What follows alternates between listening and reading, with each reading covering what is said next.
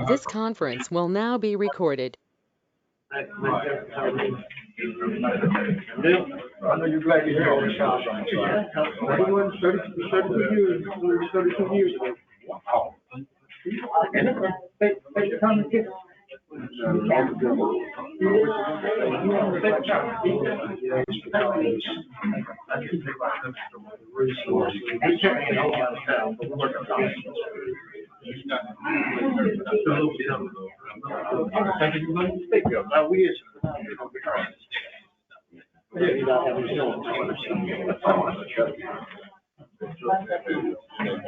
was 40 years on my job. I'll probably get 60.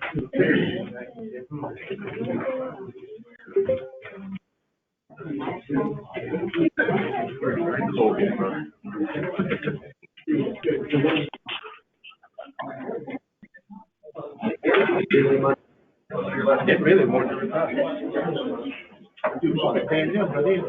yeah. Once you get 40 years, you get 80% of the salary.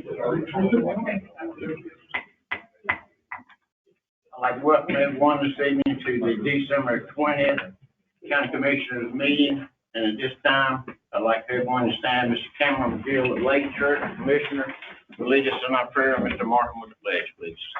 Pray. Father, thank you for the day. Thank you for the privilege of knowing you and serving you. Thank you for the season we celebrate the birth of your Son, our Savior, Lord Jesus Christ. We pray that, Lord, you just allow us to experience your favor tonight as we make decisions, as we discern, as we do what's best for the constituents of this county, as we do what's right. Father, I praise you for all that you've done through this year. As the new year is upon us, I pray that it might be the best yet. I pray for health and healing across our community, our nation, and our world. In Jesus' name.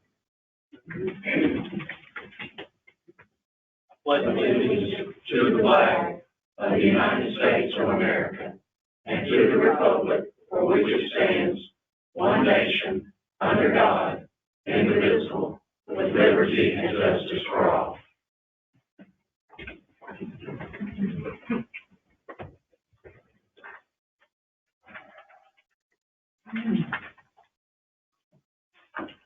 Because everybody's seen the consent item. Motion by Mr. Peterson. Second by Mr. Hester. Any questions? All in favor say aye. Aye. Opposed? So be it. Special recognition. At this time, I'd like the commissioner to come down front.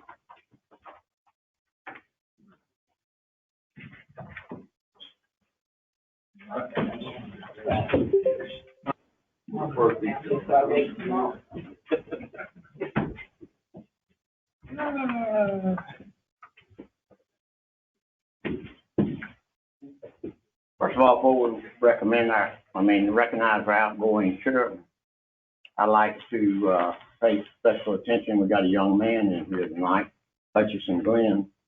He's working on his community citizenship merit badge.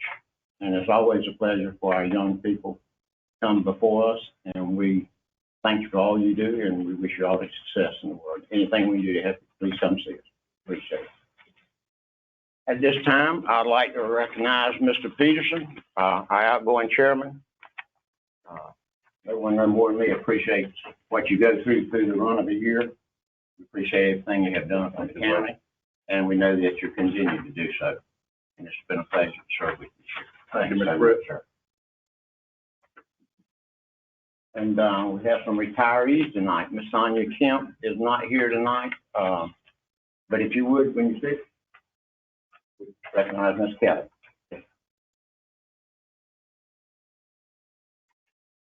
And the big boss. Big boss. Say, I just Getting glad to that here just so I don't miss nothing.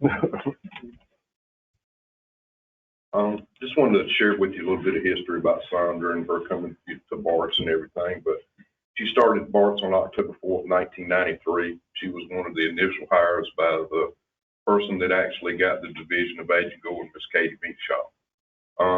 She was a former bus driver, and there were some of them, as far as with Bladen County, that were looking for full-time employment. Miss Katie kind of looked in that area for drivers. I started with Bart's in 1997, and we've always had a good working relationship with Sandra. In the early 2000s, Sandra was promoted to a data entry position in the office where she was responsible for tallying Bart's ridership and mileage, data for NCDOT. But after a while, she just decided she missed the seniors and wanted to drive again. She has driven before in multiple hurricanes and other situations, and one of the drivers, we went out to Whiteoak one day to carry the seniors fishing. We had the radios playing, and that was the morning of 911. So we heard that out. We thought it was a radio joke or something like that, the way they'll do, but it was really true. Sandra and myself have had a lot of history together, and I wish her nothing but the best in the future. She was a good steward for the county and Bart's transportation. Thank you. Yes, sir. Kelly.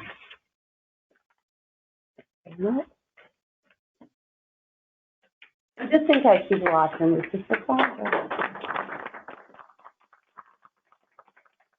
We ask the county employees and everyone here actually, when you see her, thank you for the years of service. Yeah, we appreciate it. Thank you, sir.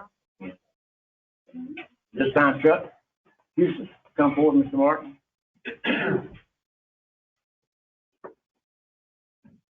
We're very pleased to recognize and congratulate Chuck on his retirement. It was effective November 30th. He's in his first month.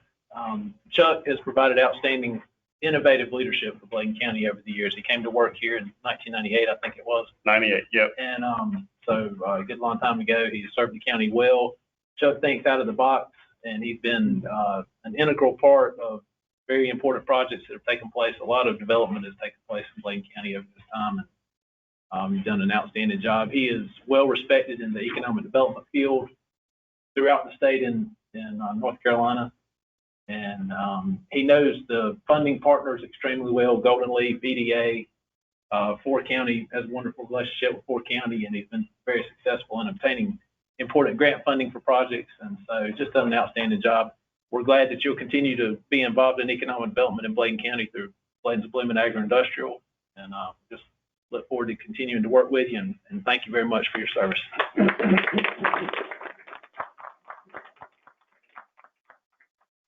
make a comment on Chuck's speech. I've had the pleasure to work with him on the Blooming board and the industrial board. And sometimes it's hard to really appreciate what somebody does till you're sitting in there and you're listening and you're seeing and you're hearing and you're getting calls from him. He's very thorough. And sometimes we have to put a time clock and a stop clock on him, because he's going to make sure you understand everything that's going on and keeps you very well informed. And I appreciate it very much. Thank you, thank you. Well, I tell everybody that I'm probably the most spoiled economic developer in the state because of the situation that I've had. Starting right in my office, in 23 and a half years, I've only worked with 3 people. Two Lindas, Linda Melvin and Linda Clark, and Jenny. And Jenny retired 19 years ago, and she's still there. So I've had the best, most experienced staff you can imagine. I've had only 2 county managers during my whole time there, and learned a lot from Larry Sessoms and Greg. They were both incredible to work with. I only had 1 county attorney the whole time I've been there, and Lord knows I learned a lot from Leslie. Some of it you can talk about, some of it you can't. But also from the county commissioner standpoint, we have communities coming in to see what we're doing all the time, trying to figure it out. And I tell them that one of the real strengths that I've had for the last 23 and a half years is one of the most supportive group of county commissioners. When you think right back to the first group that had, Lord knows, Mr. Brisson, Mr. Tatum, Mr. Paint, Dr. Blanks, W.D. Neal, they were so supportive straight off the bat. That's been the same all the way through this group. That most of our success has been because of the partnerships we have, and my county is, and the commissioner has certainly been a huge and integral partner in that. So I've been very fortunate, a very fun job, and I know the clock's on. But also extremely rewarding job, because I really wish that you all could. I know y'all have been through some of the plants some of the times, but it's just extremely rewarding to walk through the plants and see the people that are working the jobs and to hear their stories. I remember there was one guy, this is the only story I'm gonna tell, and I'll get down, but I know Charles, right? One story. The guy's name's Slim over in Clarkson, and I grew up working in tobacco. And probably from the time I was about 8, 9, 10, 11, 12 years old, you were cropping, it was Rusty out there, he knows Slim. Crop your row of tobacco, I'd get behind and Slim would get to the end and he'd catch me up and get me out of the row. Well, when the Gildan plant came in and they invested about $25 million in new product, a guy from the state that put grant money in it had to come audit the project. So we're walking through the plant and Slim's over there working one of the cotton machines. He keeps looking at the machine, looking at me, looking at the machine, looking at me. The machine got to where it turned around. So when it was turning around and resetting, he came running over to me, grabbed my hand and shook my hand. He said, "Chuck, I'm so glad you're doing this job. It was the first job that got me out of that tobacco field." The guy doing the audit looked at me and said, "I don't need to see anything else in this project." That right there tells me what the impact of this was. So I wish you all could be there and see that impact all the time, but trust that the work you all have done with me makes a big difference in people's lives. So thank you.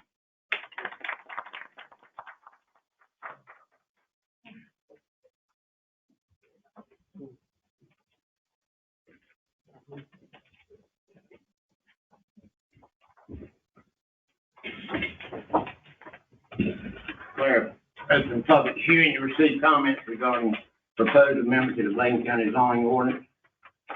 Anyone here, Madam Clerk? Get a motion to close this. Second. Have a motion by Mr. Cameron McGill. Second. Mark Lester, second. All in favor, say aye. Aye. Opposed? So be it. Bladen County Schools, Mr. Russell Worley. Mr. Chairman, Yes, sir. was that on, were you saying close the, was that action on A or B? On A. On A. Then B. Got a motion by Mr. Peterson on the second one, and Dr. Mungo on second. Any further discussion? All in favor, say aye. Aye. Opposed? Now, Mr. Russell, come on. The schools are asking to use $291,030 to re-roof the gym at Clarkson, the dressing rooms behind the gym, and the media center, and we're requesting that through lottery funds. Motion by Mr. Peters, second by Dr. Mungo. Any discussion? I have one question. Ma'am. Is this the second time we, did the roof at Clarkson? No, ma'am, this is on the gym's the original roof, and the media center is probably 25 years old. We've done everything else except those two. What material do they use on it? On the gym, we're going to use 2 layers of 1-inch foam insulation with a Coliso board, and then going back with TPO. It's a 30-year warranty on that. On the media center, it's a little bit different because it's kind of a barn type roof. It's a flat roof and slope sides, so we use TPO on the top flat part, which is about 10-foot wide, 45 mil. It's white, you see a lot of times, and it's welded together. And then on the sides, we're going to use standing the same blue to match the rest of the school. Can I ask a question on that? I was asked, on the roofs, they have a lot of problems with, like, doing repairs on, what type of warranties on the repair on that? These roofs have a 30-year warranty on them.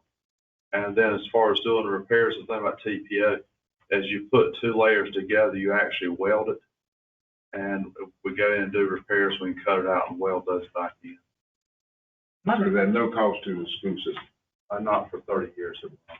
You say flat on the media center, are they gonna slope it and protect that water? The TPO's actually got roof drains, or the flat part's got roof drains, so it'll pick up we're actually gonna put a little bit of taper on there, but it's like a 1.5 on 12 pitch, which is fairly flat, but we'll handle the water on the top part with roof drains. Any further discussion? All in favor, say aye. Aye. Opposed? Thank you, Mr. Worley. Individual delegation who wish to address commissioners.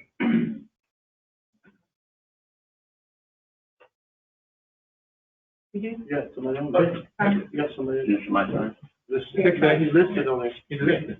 Dr. Inmate, Mount Calvary Center, Leadership Development. Oh, I'm staying there. Former educator, so I like to stay in the top group as I can. First of all, I'd like to say good evening and thank all of you all for allowing us to join you all this evening. I'm Jimmy Tate, and I live over at Topsail area a little bit, so it wasn't cold. That's why I didn't wear socks today because I'm used to the beach, but sometimes we're ready for it to turn a lot more hotter than what it is this time of year. But I want to thank you all for working with our team. I came back to Bladen County tonight. We serve 10 counties. And I know some of y'all might remember I served 10 years on the county commission in Pender County, and several of those years as board chair. So I really, really value the work that you all do as elected officials. And when we would go up to the NCACC conference, Bladen County and Pender stood real good together. And certainly when I was on the Lower Kingston Water and Sewer Authority, I remember hearing so much about Lockingham Dam and coming down here with that group to visit as well over the years. So I really appreciate our long-term affiliation. I want to take about 3 minutes tonight and talk about some of the work our organization is doing here in Bladen County as one of the 9 counties that we serve through our community health division, but some of the little brief history about the center as a whole. I first would be remiss tonight if I didn't recognize our colleagues who really do the work in every county that we're in. I'm joined tonight by one of our program supervisors who I worked with for many years when he was dean in the community college system at James Front, and vice president, Mr. Anthony Thomas, who we actually recruited to become our program supervisor here for Bladen County. He's doing a wonderful job for us here as an awesome leader, as well as Ms. Janae Ventura back there in the back. She would smile. And certainly Mr. Juan Carlos, who's joined us as our Director of Latinx Affairs, and now he serves with us in our Human Resources Department at Mount Calvary. So Mount Calvary Center for Leadership Development, as you would see if we can move forward, and we only got about 7 slides. I'll move through very quickly. As a former commissioner, I know your time is very important.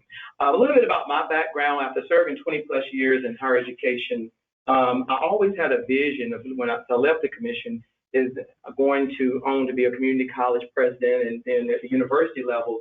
And I wanted to return back in southeastern North Carolina after leaving North Carolina Central and open up a center that was focused on community health, focused on leadership, justice-involved youth, and how do we get youth from out of going to jail over and over again without being a burden on taxpayers and becoming gainfully employed. So we're really big on that. We have a lot of private supporters to support us on both sides of the aisle. And we're very fortunate of that to have the support that we do have throughout the state of North Carolina and the communities that we do serve. And our board is very diverse, and the folks who make up our board as well. Tonight, I'd like to focus on just a little bit of background about me and really what led to the establishment of our work with the center. Moving forward, I'd like to talk about our center director, Ms. Dr. Lisa Robinson. She serves as our longtime advocacy of community health. Lisa comes to us from having grew up here in southeastern North Carolina. And when I got the community health division going, I needed someone who really had a background in community health. That was not my area like leadership development. So I hired her, Lisa, as my sister, and I asked her, would she please come back from the state of Maryland after working many years with the Nova Healthcare Systems to lead our community health division program. And she's done an awesome job in leading that, and now going into a partnership with several other entities and healthcare systems that we represent throughout our region. So she's the supervisor for this program. Moving forward tonight, I'd like to talk about the history and how we got established. Is because of the reason I just mentioned a few moments ago, is that we saw a need to serve the community commissioners from all different levels of the community, all different levels that needed support. And how do we bridge that lap of underserved community as well as those communities that had economic wealth, and how we bring them all together and make them all sustainable, okay? And so that's a lot about our history tonight of the organization that we serve and how we got established and really building people to build leaders within their community. So we do a lot besides, in addition to what we do with community health, okay? Moving forward this evening, I'd like to talk about our mission. Our mission is to educate. And that does enable us to do what we do with our community health initiative program, is to educate people, but also looking at making sure we provide leadership development training, enable and preparing grassroots citizens to actually become better individuals and advocates for their community, economically, politically, socially, in all ways of change for their community. We believe that healthy people produce a healthy outcome. And before we can get people gainfully employed in all other areas, that we got to make sure that they're healthy and have all of their initiatives forward. Moving forward tonight, some of the programs that I mentioned about Mount Calvary, in addition to our community health, I'd like to mention some of those, is at our Big Academy. We have a very good program where we're training next wave of future, not only physicians and people who are in marine biology, and we have a big emphasis on not only the college and career readiness, but we also realize that every student may not want to go to a four-year college. Some students might want to learn from the trades and technology. They might want to go in engineering, technology, assistance with community college and so forth. So we started that new program this year as well to be able to train vocational, industrial, and college prep students as well, covering all areas at a young age, starting with 5th and 6th graders, and now getting ready to launch our grades 9 through 12 with our high school academy. We're very proud of that, and this is students, and we actually had students participate from Bladen County this year as well. This program is totally funded, free. We do a lot of, again, we get a lot of private support from individuals. Everything that we do is certainly only one program we do that's state funded at this time specifically, and that's our community health. Most of our other programs come from a lot of private support. Again, as I say, this is one of the programs that's privately funded. Moving forward, I'm very proud of our Big Academy. Diversity, Equity, Inclusion Task Force is certainly an important topic. Last year, when the wake of George Floyd happened, we had a lot of people who came together, law enforcement, sheriffs, community, from our white, black, our Latinx community, to say, hey, we need an organization that's going to bridge Southeastern North Carolina together and bring everybody together in a non-threatening way. And that's what we did at Mount Calvary, and started having very intense discussions that really left, I don't think it was one meeting that people left upset, but they left learning from each other and how do we move forward together as a strong region as a whole, while remembering the past but embracing the future. And so that task force, we look forward to getting that, continuing the work that it's doing and making a difference in our community. We brought employers like Smithfield. One of their executives serves on that task force with us, who really is very instrumental in helping us get that moving forward as well as NAACP chairs and other folks across the region as well. Moving forward, tonight the OLP program is our Opportunity to Lead program. That's our program that we work with our Justice Involved youth. We're actually in the court system in 3 counties now currently, is that we go in and instead the youth have a first-time offense, what we ask the courts to do, instead of them having an expungement that on their records for a long time, that offense, let them come to Calvary and go through our in-depth leadership program, what we offer, and hopefully we can correct that behavior and help them also understand their full wealth and their value, and know that their full potential. And to know that if you're not a basketball player, or if you're not going to be, again, a doctor, or you don't have those aspirations, there's other careers and other paths. Don't give up, and don't give up on yourself. Let's find your interest. The Adult Community Citizen Leadership Program is where we reach down in community, firefighters, EMS workers. We have had law enforcement workers, sheriff's department, just people all across the region have taken those classes before COVID to really get involved in that program as well. That's a program that's funded as well. Pender County was one of the first counties that funded that program completely for a lot of their staff to go through the program. The first program I mentioned is funded also is a program that we see that's passed through dollars to Raleigh and funded in that program. Moving forward tonight, I want to talk about natural disaster. Our relief outreach program is very important to us. Just made a proposal on that this evening to a private foundation. We believe in Southeastern North Carolina, if you're like me, I lived in Wallace when I moved away from Pender. I moved to Wallace, to a small little community called River Landing. And in that community, we were devastated by the hurricane when it came through, and many of our homes flooded with as much as 6 feet of water in the community. And it was just, we saw what natural disasters did to our region. And so as a whole, what we did at Mount Calvary is we try to do a lot of education on how to prepare communities for natural disasters. How do we prepare you if a natural disaster come in your community and you be prepared for that and those resources and have available for you? And why is it we've just partnered with NC State to do a mold assessment program, because a lot of people move back in their houses and now are having some of the effects of mold we're seeing the short with asthma and other things. Natural disaster at Mount Calvary is very important to me because that's my brother there that's in their red jacket on the slide. And my brother was a self-made businessman and opened several businesses. And at age 43, only 6 months after the hurricane, we lost everything we owned. He had a massive heart attack and passed away. And so Mount Calvary is very dear because that's one of the last projects that he and I worked on. And really his success has really helped me be able to continue to lead Mount Calvary in the way that we do with what we do. Moving forward, Community Health Initiative just named a scholarship at UNCW for students in Southeastern North Carolina in his memory for $100,000. So students will be able to come and go there from this whole region. Certainly we look at students from Pender and other places as well with a rural background. Community Health Initiatives is what I want to talk with you tonight also about, which is one of our most important programs that we serve here. Bladen County is one of the counties that we serve. This is a program where we do a lot of COVID outreach education. Do we force? No. Do we teach and educate? Yes, certainly we do. Do we encourage everybody in the world? As I said this morning in my office today, I can't make you get the injection, nor am I going to try to do that, but am I going to strongly encourage you? Yes, I am. And am I going to tell you that I believe in it and I was one of the first people to take this vaccine? Yes, I am. And I don't care where I'm in a meeting with my party members or non-party members, I always say that I'm very proud to say that I have that reason to be able to take that. And I took it very proudly, and I had the experience side effects. I feel like we can return back to normalcy. I want to thank Dr. Duncan. Dr. Duncan, I've talked to her several times on the phone. I know several of your commissioners as well to embrace us, because I know it's new.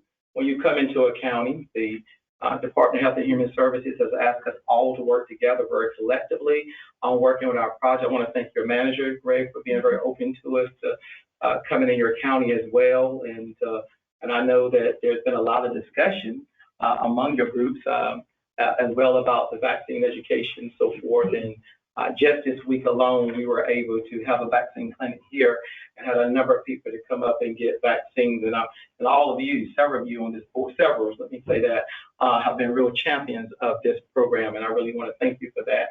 We believe that it does save lives and make a tremendous difference. And thank you for supporting your work. Moving forward tonight, and I'll give you some exact numbers on some of the things that we did. In addition to community health outreach, what we do clinics on. We now are linking our COVID-19 series to more community health initiatives. We wonder why the certain communities were hit so hard by the vaccines when they came by COVID-19, but a lot of those communities suffered from obesity, hypertension, diabetes. I tell people when COVID started, I was 354 pounds, and I started realizing I had hypertension, all these other issues, diabetes. I had to do something about it real quickly. Wanted to make sure that I can lower my chances if I did contract COVID. So in addition to that, what we do is we now do training on diabetes education, hypertension, all of that, making sure that communities, and especially a lot of underserved communities, are getting those checks regularly in conjunction working with our health departments. We really try to link with many health departments across the state who are willing and allow us to do that as much as possible. We do that. I have a wonderful relationship with the majority of our health directors across the state that we work with. I really respect the days that I served on the Board of Health, so I respect their work. So that's just some of our various clinics there throughout Southeastern North Carolina that we have prepared and put together on what we do. I'll show you a slide, next to the last slide. We can move forward. Already introduce your lead community health worker here, Ms. Janae Ventura. Janae, would you just wave your hand again so they can see you? She serves so well, and she's bilingual. We served over 1,080 people here in Bladen County alone. That brought over $927,000, and our phones rang every day in our office when those dollars were available. We processed their payments that's money that came right to your county. And I often say to the former commissioner, that's dollars that came to your economic development, and that's dollars that came to your business and industries and services that happened. $800 per family to stay in quarantine, $400 per individual. We still advocate with the state all the time. We need those dollars to return because we believe that's one way people stay in quarantine, commissioners, if they don't have to come out of their home to provide food, if food can be delivered to their home, or if they don't have to come out of their home to pay bills or go back to work early, if we could help them, we did it. And so over 1,656 referrals have been submitted through our support services. We continue, while the funding is gone, monetarily, we continue to sign people up to our NC Hope program. NC Hope program pays people rental assistance up to a year, possibly longer, to provide them to be able to, and as well as their electrical. You know, a lot of people have been impacted in a lot of ways by the pandemic. We want people back to work, again, and gainfully employed with normalcy, those that can, and we believe that these services can help them back, okay? So those are just some of the support services that we provide with our center tonight. Moving forward this evening, I think one of the next to the last slide is my contact information in our center. We now have opened a site. We have one in Dublin where my first office was at, and then we moved to our site in Burgall and now into New Hanover County as well, where we were awarded that county some months ago. So, but Bladen has been one of those strong partners for us. We did do over 100 food boxes recently to families here, and that's not dollars this year, almost over 100 this year. I think it was 80 food boxes we did this year, 100 last year, to families who were needy, who were in need. And what we saw at Mount Calvary, some of the things that we're able to do because of the private support we do is not coming from state funders. So when I talk to a lot of my community health workers program, they often ask us on calls, how are y'all able to do that? It's because of the support that we're giving people who believe in our program. And this is one of those programs that our center paid for ourselves for the food that was brought over here in Bladen County. So I'm very appreciative of that. She's not here tonight, but we have an excellent field auditor, Ms. Cynthia Demery, who helped us put on a wonderful event. She tracks our CHWs and monitors them very closely, do a wonderful job. I know you all know her. I think Bladen is part of her home, and she's not here, but I always like to highlight her and her work. She moved up from the CHW work into that in the field auditor for the program. I'll yield now and ask commissioners, are there questions for me this evening, or staff? Any questions? No, but I will tell you, I know several folks who have benefited from the process of your program, and I'd like to thank you for it because a lot of them were not able to work because their business was closed, so they did benefit for the rental insurance, the utilities, and others. So I thank you. Well, we knew that this is the area that Dr. Banks come from, and her, Dr. Lewis, and all of that group that I worked with so years, and the Smiths and others. We knew we had to be very serious coming to Bladen County. They had a strong level of strength when we go to NACC. Thanks so much. Any other questions? That was so easy. Thank you. Thank you very much. Madam Manager, Commissioners. So I want to give you an update on the Kelly levy. So, Catlin done their engineering study and we got the results back and we met with the Corps. And our next step as a county, to assist Kelly is to, and everybody's got a copy of the IRT. And everybody's got a copy of the letters we're gonna send to our senators and everybody else, everybody we can think of, anybody's got any clout. So we will be presenting this RT to the RT group for discussion, see if we can get it approved for the military to come in and repair that levee. I don't know exactly when seems like it's April or May or sometime before they even make decisions of whether they're gonna fund it or not. So we're gonna get it in there the first of the year, and we're hoping that they'll decide to come to Bladen County to restore that levee. And got our fingers crossed. That's been our goal the whole time, for the military to come in here and do it. So, and I thank Lisa and thanks Greg for helping me with this RT. And we think we've got a good project lined up, and we think we've got all the I's crossed and the T's crossed, and we're just praying that they'll come do that for us. So we'll know soon if they're gonna come do it. And then I hope, Greg, that we'll have time, if they decide they can't do it or will not do it, then we'll have time to go to Raleigh to get some of that money that a lot of these other communities are getting to repair dams and stuff. So it's been a long process. We're still on top of it. We talk to Kelly once or twice a week, and they're itching for it to be, it's patched, but it's not repaired up to standards. And once it gets up to standards, the Corps will take it back over, and hopefully we'll keep it in the Corps and never have to deal with it. Someone will never have to deal with this process again. So that's an update, and I'll answer any questions anyone has. I remember at one time we spoke that there was an organization structure that was in place back in the past. And there was like a tax levy. Has that resumed with that tax levy that was given to them? Tax levy is not being reinstated, but once we decide or they decide what we're gonna do, that will have to be reinstated in the future. So we would just have to assess it, though. Yes, sir. It'll be a minimal revenue because of the farmland. That makes sense. You know, it's not a whole lot of money.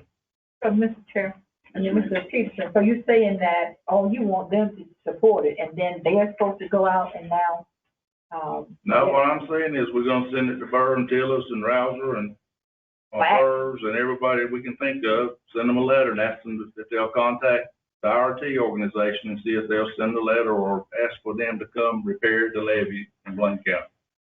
There's an IRT. Which is part of the Department of Defense. I know, that's what I was asking, so you want them to for the action.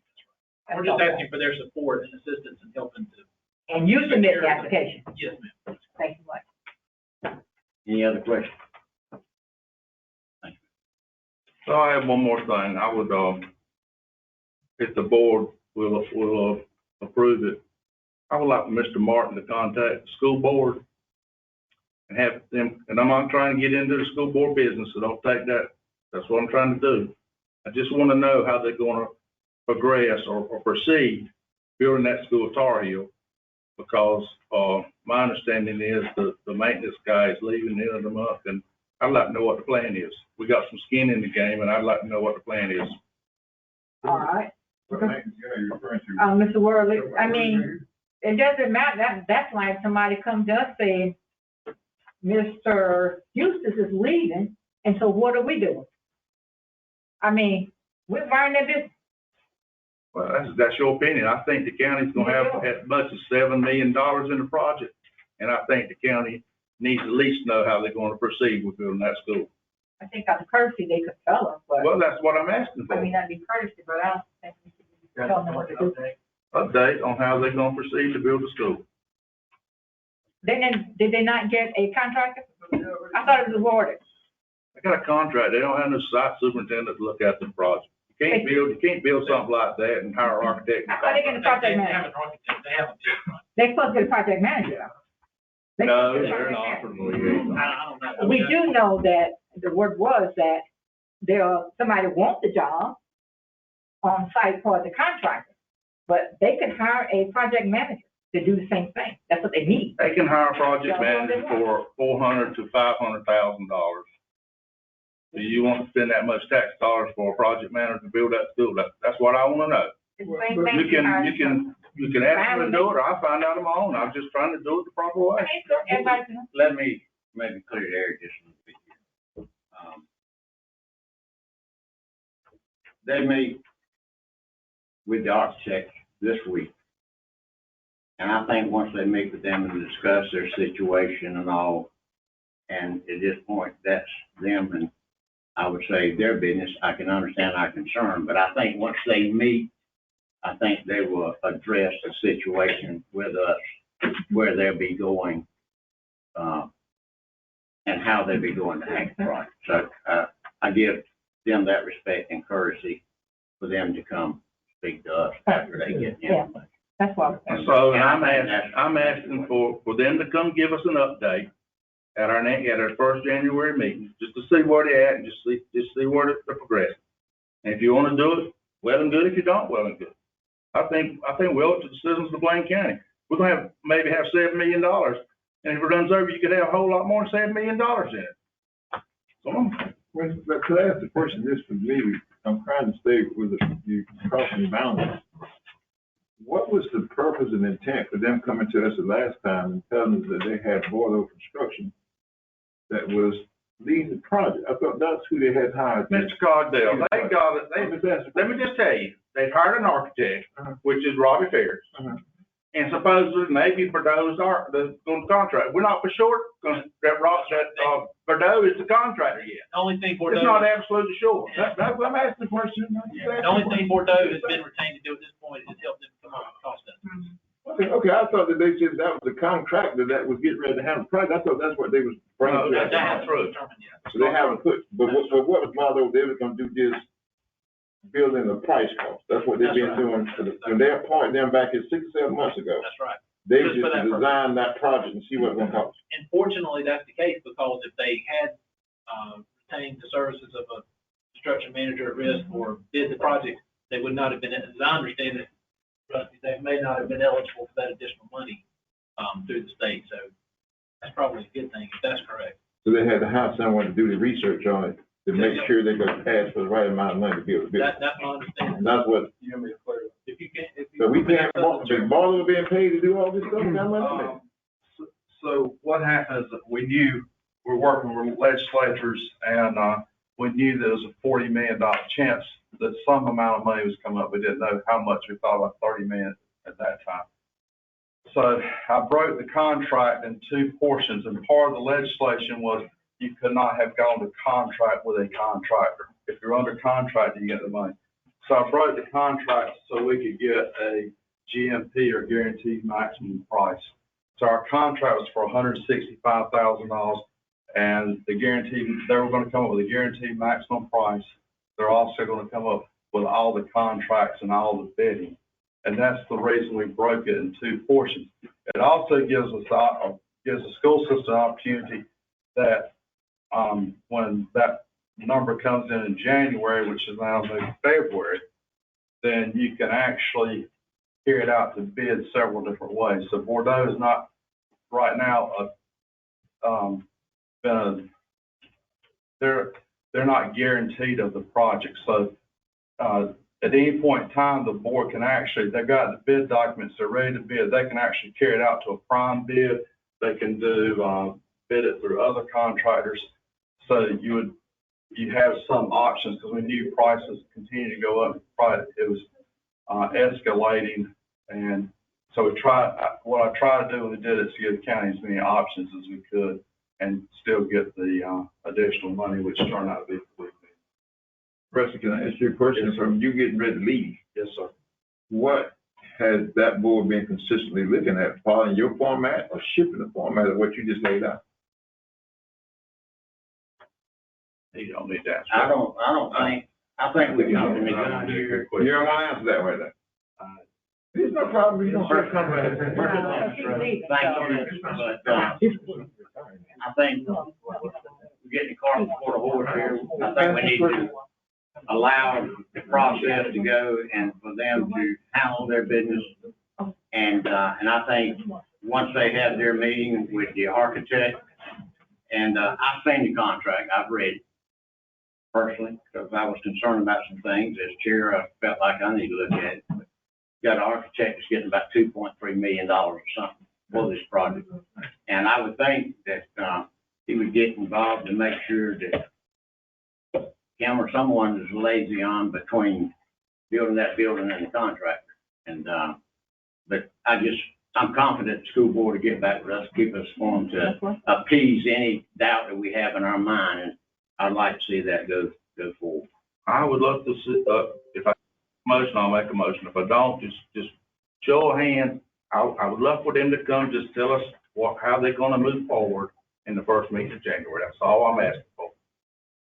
That's all I'm asking for. Can't we just get Mr. Morton? Well, that's what I'm asking for. They may not know that early. They may not know that because of the holiday, because The school was, the second tanks and stuff were supposed to have been moved during the break, and it's already a month behind. That's what I was getting ready to say. I thought we came in here and did all this rush bid, what we were doing, the rest to make the motion, and let's get ready to gear up there. What's wrong with just getting an update in January? There's nothing wrong with it. And if we're gonna do a $47 million prototype school that just doubled in price because they found money at the state level, there's not a thing in the world wrong with having them come. This is what we're doing. This is that. You know, I agree that I'm like you. I agree with Commissioner Brett that we don't want to put the cart before the horse, but there's also nothing wrong with getting clarity on how all these things are going to be, and also, you know, once again, taxpayer money, everything, this ridiculous amounts that. and it's growing. It may, the longer they wait, the more it's going to cost. We're going to do it. My thing is for us to, for them to come as courtesy instead of us to tell them, to come to us. Yeah. Let them. I said we asked them, I ain't told them, I ain't telling them to come, I asked Ms. Martin to ask them to come. And that's where I was And they can choose before they come or not. On this, they need to bring some clarity to this board, because I'm completely confused. And I like to come on their own, I think. That's what I'm talking about. That's what you meant. But we don't need to get in the middle of the school board and their personnel, whether you resign, quit, or whatever. And we don't, I as a commissioner, want to cooperate and get along with the school board, and we don't need any other thing to be viewed in the county other than that we're willing to work together and cooperate. And I've shared that, and that's what I hear is gonna happen, so I'd like to give them the opportunity to meet with the architects, and then they can come tell us what. There you go. That's what I like. So, you know, when I started this conversation, I'm gonna hush. I said, I'm not trying to get in the school board's business. I want an update.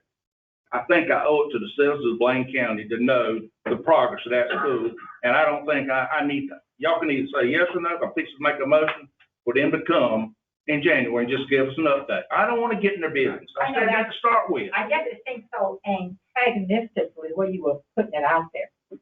Could we formally request, I think if we make a motion and we vote on, it's, in the community, it's gonna look like there's a division between the commissioners and the school board, which there's not. Can we formally just request, I mean, without going into? Why could we just, normally we want some information to come back to us. We need to tell the county manager to approach their superintendent to bring them information back to us. And that's what we normally do. And I just, Robin, when you replay that tape, they've offered to do it. They're going to do it. They're going to do it. I said if I had to, Cogdale, replay the tape, that's exactly what I asked That's for. what I'm saying. Just tell Greg to do it.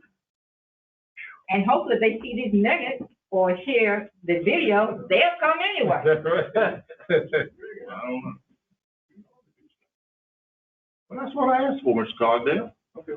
From the very beginning, that's what I asked for. I thought you were talking about making a motion, Mr. Keith. I said if I had to, I was gonna make a motion. Okay, I'm good with that. I'm good. All right, let's proceed on. Then I have an issue, Mr. Chair. Kelly Dyke. In a minute, I meant to ask you about that. I knew it was something.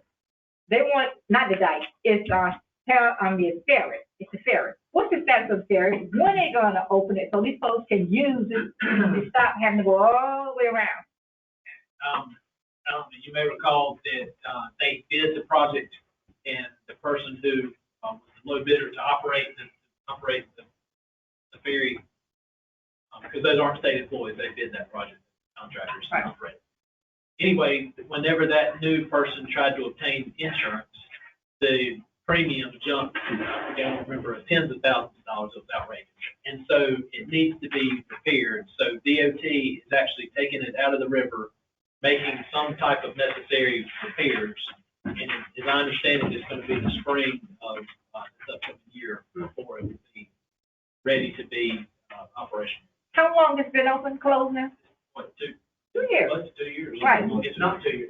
Right, so I'm The month I heard is April or May. Yeah, that's exactly what I heard. So that's what I've been told.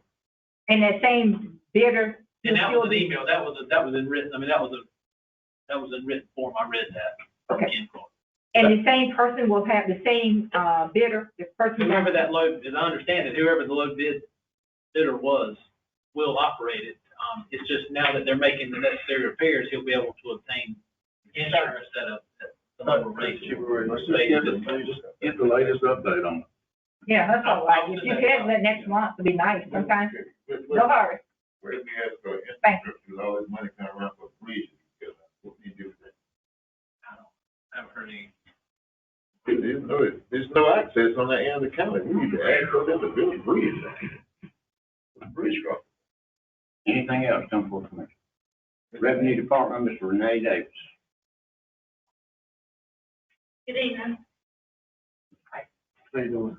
Good evening. Tonight, I'm just here to consider adopting the 2022 schedule values as presented on November 22nd, and then on December 6th, as you know, we had a public hearing. Motion to accept. Motion by Mr. Cogdale, second. Okay. Second. Second by Mr. Ellis. Any further discussion? All in favor, say aye. Aye. Opposed? Thank you. Thank you, Ms. Davis. Health Department, Dr. Cherry.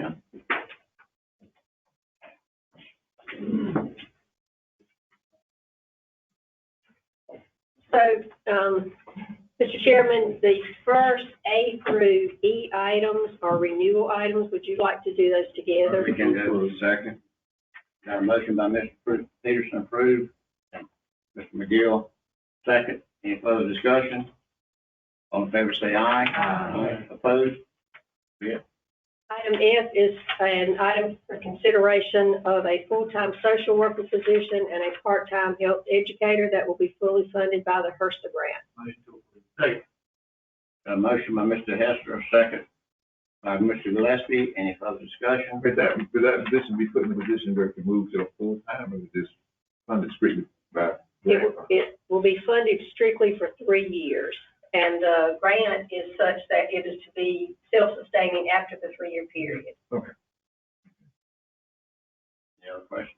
All in favor say aye. Aye. Opposed? And then item G is also a renewal with Family First with no changes. Motion to approve. Second.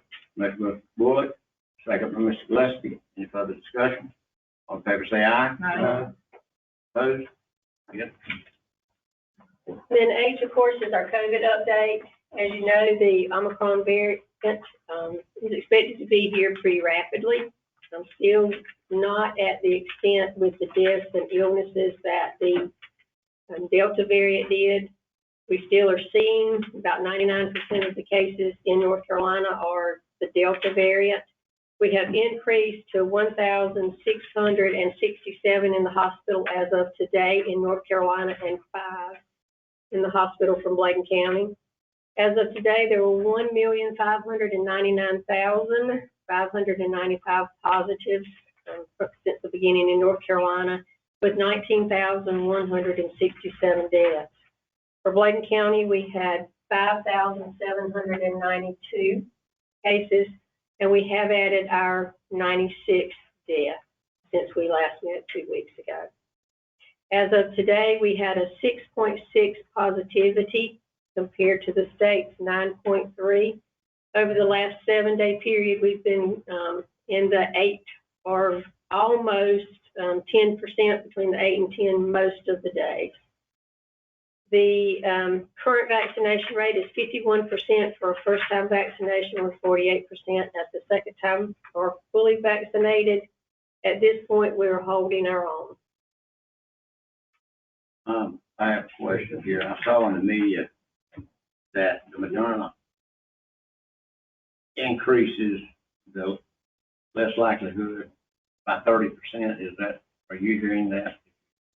The Moderna is being reported as slightly more effective than the Pfizer, and the CDC is now recommending the mRNA vaccines, both Pfizer and Moderna. The active cases we have here is 75. 75, so this is 30 again. 30 one time. Yes, sir.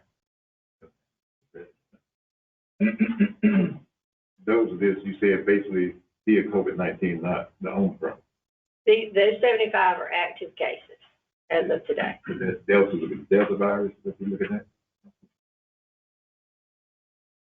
It's at 5 in the hospital, 5 patients. 5 in the hospital.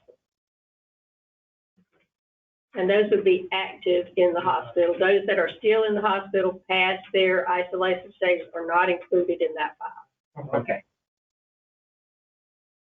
Thank you, Dr. Dunn. Merry Christmas. Thank you. Financial dashboard, please tell me. I'd like to review the dashboard for the 5 months ending November. At the end of November, we had collected in revenue to the general fund 40.61% and spent 38.8%. For solid waste, we collected 48.37 and spent 28.3. The emergency telephone, we had collected 9.9%, almost 10, and spent 8.71. The water department, we had 43.7 in collections and 14.05 in expenditures. Any questions on the dashboard? If not, I'll move on to the federal inmate program. At the end of November, as you can see, outside of the months that we have when we made the loan payment, we've had a positive month. So right now it's still on track to make sure it comes in at a positive rate. Any questions on that? Okay, now for bad news. We learned in August, or we thought we had good news in August, that the state health plan was going to come in at a fairly minimum rate. That wasn't the case. The budget was adopted, the state changed their mind. So on August the 30th, I left everybody a flyer that showed, on August the 30th, they sent us out a statement saying that we would be $532.36 per person.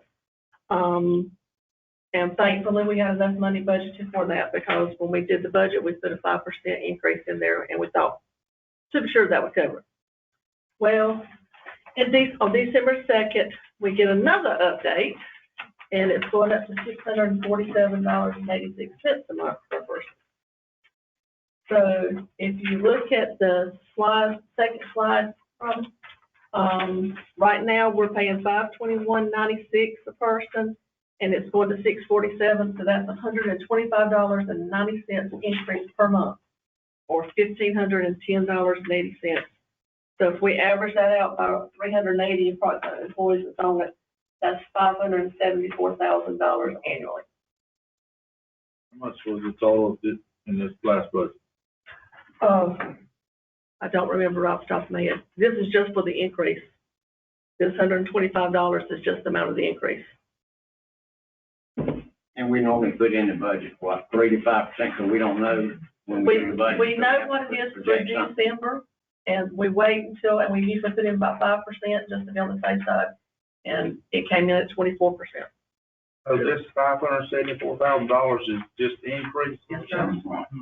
For 300. And the positive thing, Self-insured. So what we were saying, the last one, what makes sure we're following, what we were paying the last was 380 per individual? Right now, we're paying $521.96. 521. we've been with the state health plan close to 15 years. One of the most, first of all, the rates are lower than there was substantial savings when we transitioned to that. But one of the positives has been the stability in terms of the rate increases. There's been very minimal rate increases. I don't know if we've ever had anything more. Nothing. I think the 3%, I think 3% was the highest. Yeah, 5 is usually a gracious plenty. And this past year, actually, the rates decreased. Right. Oh, the honeymoon's over, let's shop it out. They turned and gave all these state employees lower co-pays, and it's come back to kill them. That's what's happened. Are they? And I don't know if it's a long term, I don't know if they'll adjust things, I don't know how that'll. They'll go back next year and probably back off probably a lot. Yeah. This is making up for this past year. And how much would it be related maybe to COVID and expense that? I mean, if it is, it's dropping. They didn't say, they just said this was a change in the budget. I think it's a lot of. That's COVID, I think. Well, COVID comes federal money. But they can't, well. Federal money pay for most of COVID. The next slide is related to COVID. The life insurance for our county employees is going, right now for all county employees, we pay $5.60 a month for the $10,000 coverage. It's going to $7.40, and that's because of the number of deaths that they've had. So that's going to be an $8,200 increase in life insurance. And it didn't make investment money that they used. Right. The interest is down, so they're not earning anything. So this is just information for January's coming, and budget is right around the corner. What's the consensus of the board, shopping? So this has to be paid out by starting the first of the year. Yes, sir. We have to pay it by the first or second of each month. I think you're right. They talking about shopping out. Ms. Lisa, if we referring to whether this made a statement, shopping it out. How soon would you need to do it if you shop it out? Or is it feasible to shop it out at this time? Mr. Martin? There will be a lot of, I mean, I'm not saying it's not. However, because of the way the retirees are covered, this is going to be more challenging than if it was just a normal type. So we'll have to look at a lot of details. Sounds like we're trying it out this year. I mean, I'm just saying, we'll have a lot of details to have. I don't know exactly how you would unwind that part of it. Because that was adopted in $600,000, well, that's it was- $600,000. You know, or just increase. That's what I'm saying. So what happened to the budget? Was it in the budget and they decided they're gonna change the budget? Well, when they How can came they do out, that? when they came out and talked to, well, Maria actually sat in on a call in August, and she's the one that shared the information with me. They were only going to 531, and we were tickled to death at 536. And we said, we got the money covered for that, because we said, we didn't know. We never know when we do the budget, when they're gonna have their regular amount scheduled for January. But we said, okay, we're covered. Because I still got my notes in here where I had calculated everything to make sure we had it.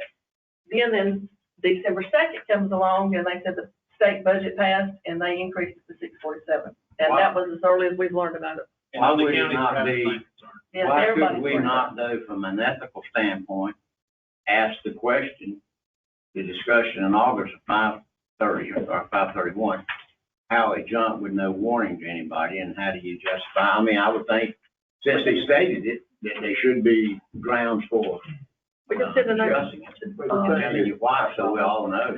The thing that happened on that, this is just like Mr. Evans referred to, the state had all that big fund balance. But they were talking about all this fund balance they had reserved. So they went back and they started giving people better deals. So they did better deals on copay. They loaded everything. They started spending that fund balance back. And when they put it back in there, now it's gone. They've done the please, they got to put it out. They still got a fund balance. Is Blue Cross the only product? I wonder if is that the only product of the state health plan? Yes. That's what I thought. For active, they have, for retirees, they Yeah. have another There's two. What did you say? For active employees, they're with the state health plan, under the Blue Cross. For retirees, there's two different programs. You know, and that's a concerning factor, but also look what it's gonna do to them, and what's it going to when they've got 2 or 3 dependents on them. We haven't seen the chart yet on what it's gonna do to families. Straight up their earnings.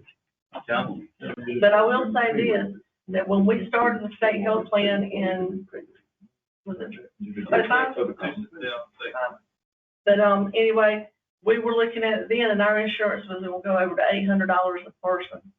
What we were told at that time, and we were thrilled to get on the state health plan, and it was like $300 or $400. The honeymoon's over, I know. so. I know, but I'm just saying that we don't know what kind of rates are out there right now, so. Well, I mean, I think somebody needs to call Williams, Braden, or somebody, and ask them why did it change? Do they realize what it's gonna cost us? Every county is looking at that. Well, that's been all over the list, sir. Well, you just don't say, okay, let's just pay it this year and go on. Somebody needs to be sending some letters or something, I think. And I think that we not only should discuss the increase to our single person, but what it's gonna do to the family in general. To me, that's just as important as maybe not more. When they got 3 or 4 children and a That's spouse. exactly right. That's true. Can I think though, it's not just the state, it's everyone. Yes. School systems, everybody. That's right. Think about it. They have the There's a lot of people. they have the largest number of employees, so they really suffer. Wow. I can't say we thank you, but thank you. Thank you. Merry Christmas. Medical Service, Mr. David Allen.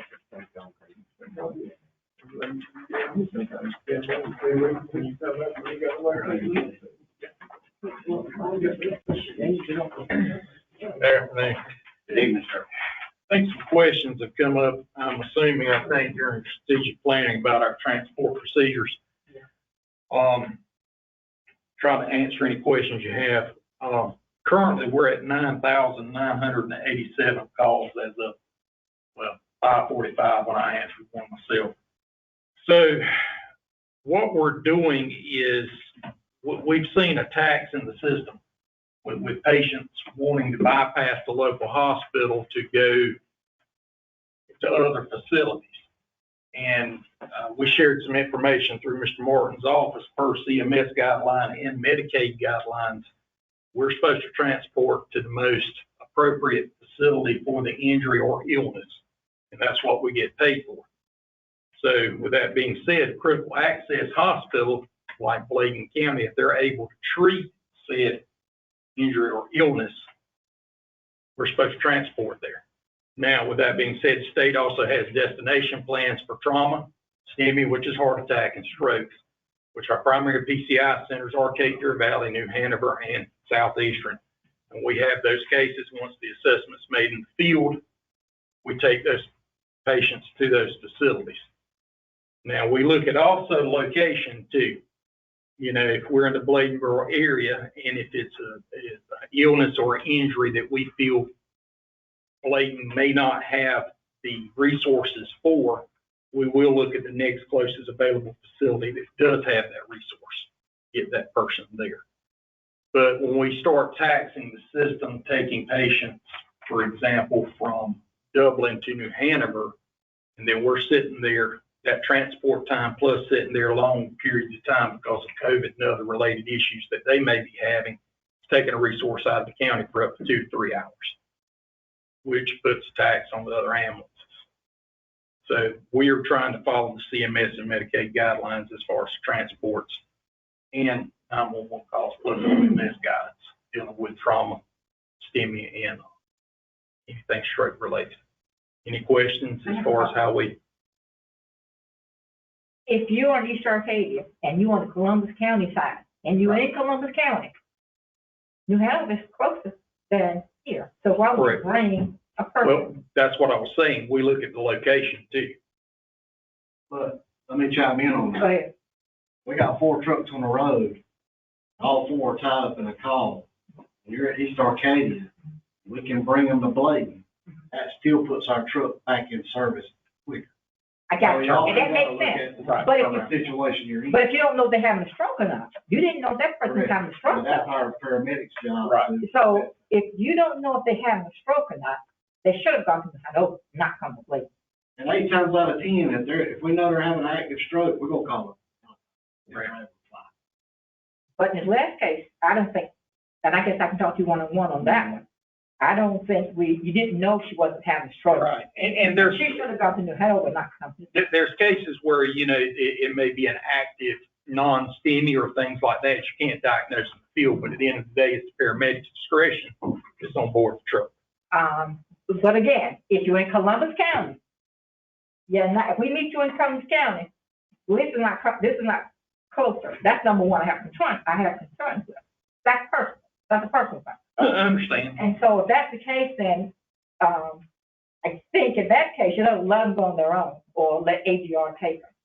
But to bring them back this way, didn't know if they were having a stroke or not. That was my concern. Again, that's an assessment that paramedic has to make in the field if they make a judgment call. I just have a separate question. I'm sorry. Okay. Normally, if we're in that area and we feel that it's warranted for a PCI center or New Hanover, basically, we go there. Now, we have cases where Bladen County has that capability to handle. You know, now I can't say sometimes there may be an assessment made in the field and something's missed. Right. But we try to make sure we have a whole criteria we go through because we partner with New Hanover and Cape Fear as far as our major stroke centers to look at things like that.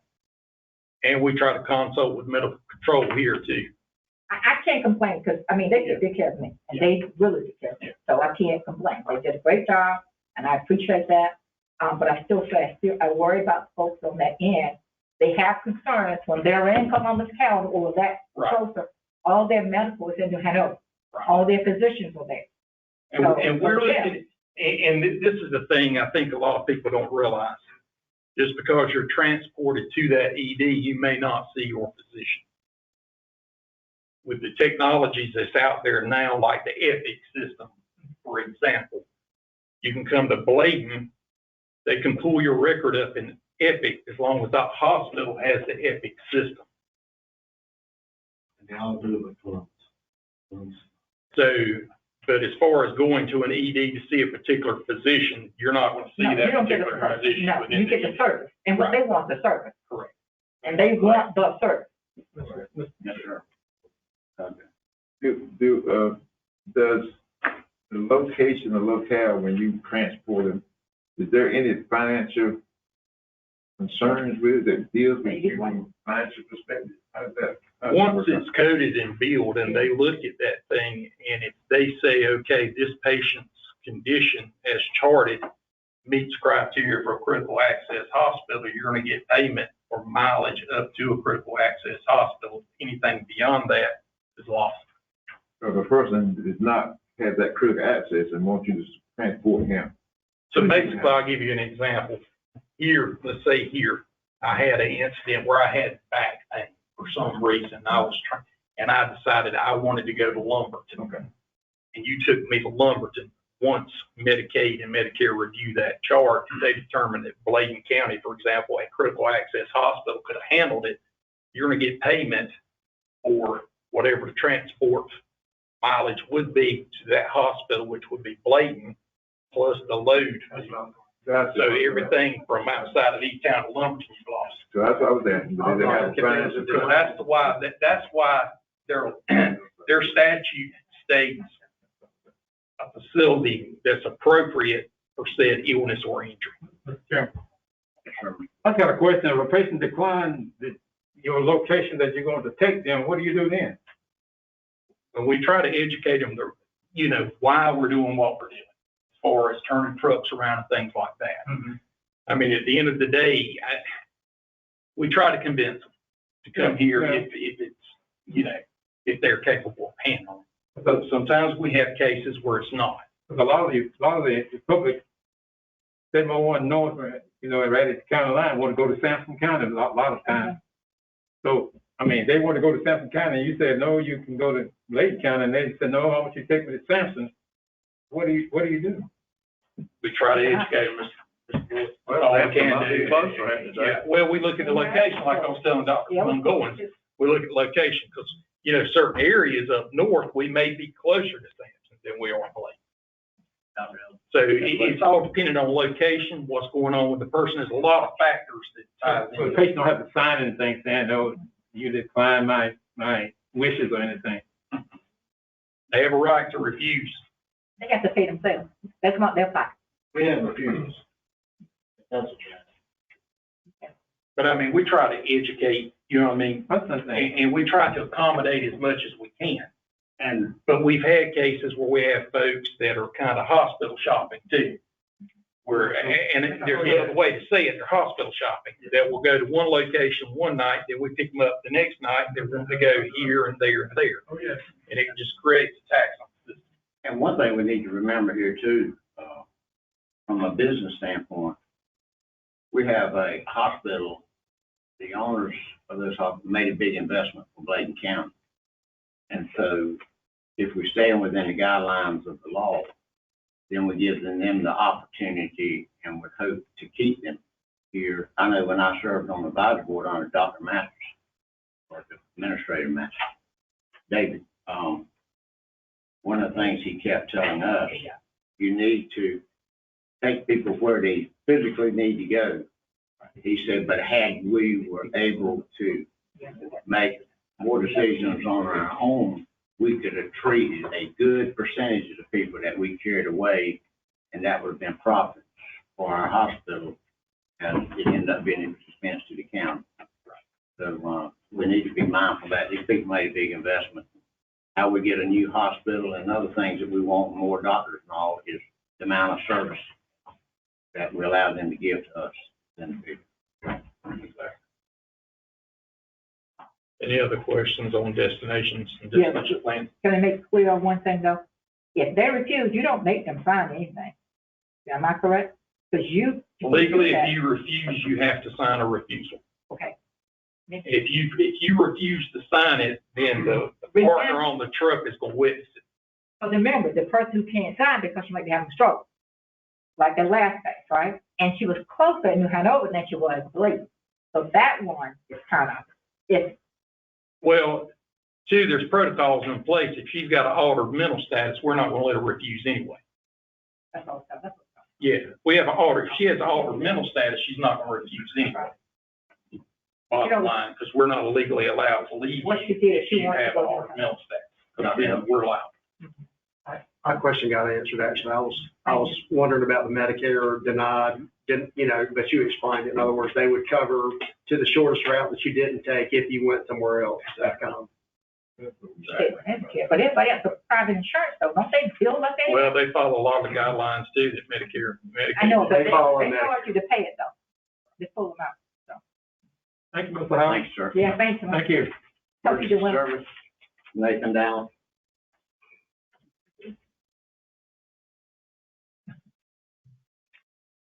Good evening. I'll get into the map that, Robin's pulled up for us here in a minute, but, I'm here to update you tonight. Kenneth Clark, County Fire Marshal's with us. Just to make you aware, I don't know if any of you've seen this, but I'll read it to you on December 6th. East Arcadia Volunteer Fire Department Board of Directors sent a letter to Mr. Kenneth Clark. Dear Mr. Clark, due to Mr. Horace Munn, EAVFD, East Arcadia Volunteer Fire Department's chief's health, and no other person is qualified to take the chief position, the East Arcadia Volunteer Fire Department will be closed effective January 1st, 2022. We respectively request Bladen County to assist in fire services in the East Arcadia Fire Township and the East Arcadia Volunteer Fire Department Fire District. Thank you for your prompt response and immediate coverage. If you have any questions, please contact me at the numbers. Sincerely, East Arcadia Volunteer Fire Department Board of Directors, Mr. Jimmy Monroe. He's the president. So, our response to that, we have some things to clarify with them. As you well know, we signed, fire department funding agreement and automatic aid agreements with every fire department in the county. This year was the renewal year for all the fire departments, July 1st, 2021. Just to make you aware, that this fire department will be closing in section 1, subsection F, assets should department dissolve. And before I get into that, there's probably gonna be a lot of questions that y'all ask me after I get done with this that I don't know the answer to yet. But we will know. I just wanted to give you an update. But things we do know to this point. Assets should department dissolve. This is in every contract with all 15 fire departments in the county. Should department voluntarily disband, dissolve, or otherwise become unable to provide fire protection service for its fire district, or fail to maintain at least a 9E, 9S fire insurance rating from the North Carolina Department of Insurance, the Bladen County Emergency Service Director will consult with the fire district board and the fire chief in making a recommendation regarding use of these assets. The recommendation will be presented to the Bladen County Commissioners within 30 days following dissolution of said department. Any and all equipment and other assets acquired by the use of fire district tax funding in whole or in part shall automatically revert to Bladen County. So what that means, back on December 16th, last Thursday, we met at East Arcadia Volunteer Fire Department. In attendance was myself, Mr. Clark, the fire marshal, Dr. Mungolins was there, Chief Horace Munn was there, and also Steve Camlin, which is the chief of ADR Fire Rescue. So our plan moving forward, as you'll see above you there, it's kind of hard to see because this is I drew these yesterday afternoon on our GIS system. What you see on the map there, the light olive color ADR and the bright blue at the bottom that says BHFD, those two combined are currently East Arcadia's fire district. So you can tell at the north part of it, it runs to the river, and obviously at the south part, it runs down to Old Lake Road, which is pretty much the county line. So what we're proposing, and we've ran over this with ADR and Buckhead Fire Department, which are both Columbus County departments. A railroad track that you see there, the bright blue line in the middle between BHFD and ADR is the railroad track. So that's going to be the dividing line for two new fire districts in the county, contingent on your approval and the state of North Carolina Office of State Fire Marshal's approval. We can proceed with that however you want. I would suggest that we get approval from the Office of State Fire Marshal prior to y'all's approval on that. That way we're not going back 3 times. We met with ADR. They're good with this. Buckhead is. There's also a portion between the purple looking section and BHFD section down at the bottom in that southwest corner is what we call no man's land, which will be our general service fire district. With Buckhead taking this on, they have agreed to take on that portion of the county that it was in the general service fire district that butts up to Carver's Creek. So we'll be picking up a little bit there for Buckhead. Other things we do know, we did some figuring on things. ADR and Buckhead's fire tax rate per $100 for their district is 12 cents. East Arcadia's current tax rate is 7 cents. So with that being said, for them to provide us fire protection, the rate for the tax rate for fire protection down there would have to go up to 12 cents. And the reason for that being, and I'll give you a positive on that, the reason for that being is because it's kind of hard for ADR and Buckhead to explain to their citizens in Columbus County that we're protecting you for 12 cents, but we're giving Bladen County a deal at 7 cents. So what that'll do right now at 7 cents, the whole district produces approximately $33,000 in revenue for operation of East Arcadia Fire Department. If you go up to 12 cents for a whole district, that's going to produce approximately around $51,000 to $53,000 a year. I mean, currently, I drew these last night. Me and Jeff Colt did. I met with Highland today with a phone call. They're currently getting us a list of every parcel in each one of those districts. Once they do that, I will get with Renee and Lisa, and we'll come up with a revenue amount for each district. Then we will have to present that to them as a fire department, and they will have to say, yes, we'll do it for that amount of money. Don't want to say, I feel like for conversations, Dr. Mungo, you can chime in that we're going to be good with the amount it produces. Yeah. But I don't know that to the dotted line sign. I said it was good news about going up to a 12 cent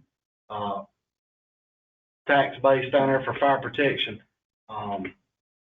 Most people in that area, I did some research today, believe it or not, for a normal house you see in Bladen County, anywhere from 1,400 to the 2,000 square foot range, maybe a tick over, pay about $3,000 to $4,000 a year in homeowners insurance. And I learned this at the meeting the other day, and it kind of shocked me because I know what size my house is and I know what I pay for homeowners insurance. So what will happen if ADR takes on this district where most of the homes are at? East Arcadia is currently a 9. Right. No.